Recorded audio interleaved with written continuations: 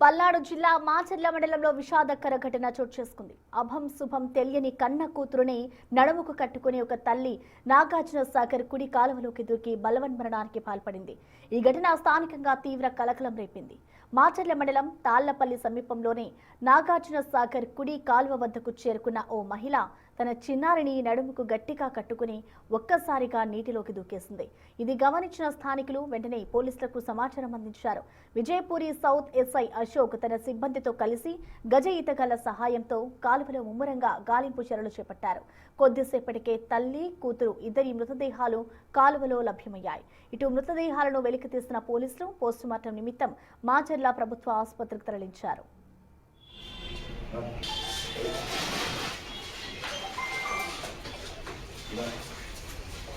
మరి ఎవరు పట్టుకోవాలి ఇదంతా?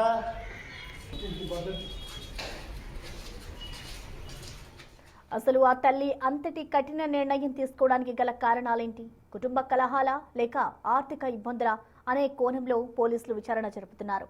మృతుల వివరాలను సేకరించే పనిలో పోలీసులు నిమగ్నమయ్యారు. మరి ఎవరు పట్టుకోవాలి ఇదంతా?